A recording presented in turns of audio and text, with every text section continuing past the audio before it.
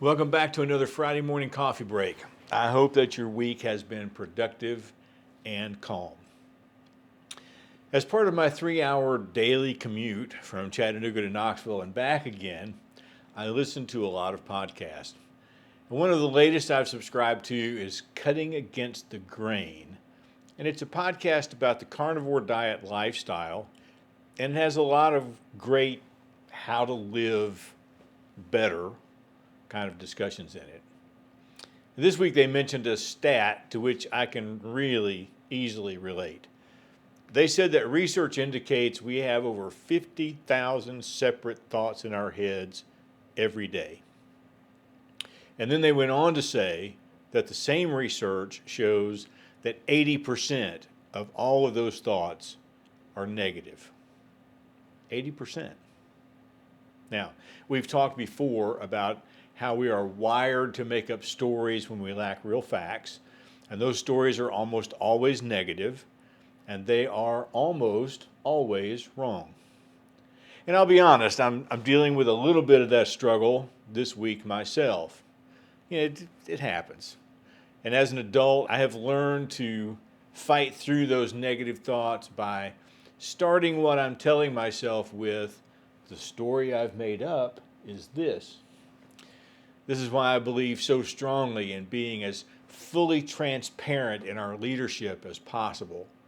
It just saves a lot of angst. It helps morale. It values trust.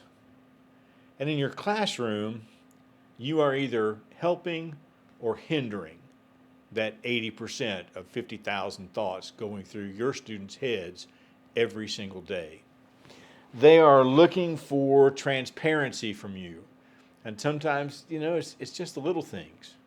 Posting your syllabus in Canvas in a place that's easily conspicuous for both students and parents. Going over the syllabus at the beginning of the semester, line by line if necessary, and double checking that students understand it. Adding your learning objectives to the daily board for kids to know exactly what you're going to do that day. No surprises. No misunderstandings. Posting 2 grades per week in Aspen helps with this. Kids and parents don't have to guess about where the grade falls. They know. In practically real time, they know. Being specific about the new cell phone policy or bathroom breaks, living within the guidelines of the dress code, or what constitutes disrespect in the classroom. Being clear and consistent with these things eliminates the made-up negative thoughts. Thoughts like, my teacher is just picking on me. Nobody ever told me about this.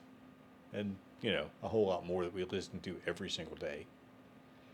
And let's face it, the vast amount of negative thoughts students have each day don't come from your class. They have been talked down to by a parent or a step-parent. They are in foster care. They feel inferior to their older brother or sister.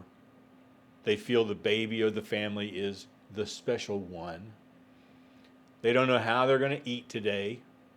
They're wearing the same clothes they've had on for 4 days, not because they're lazy, but because it's all they have.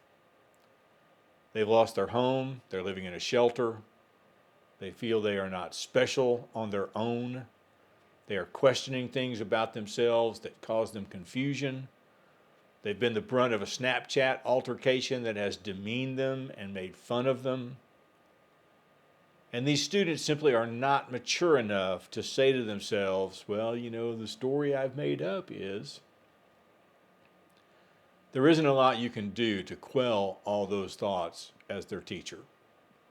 But what you can do is mindfully consider transparency in order not to pile on new problems for them to worry about. We'll see you next time.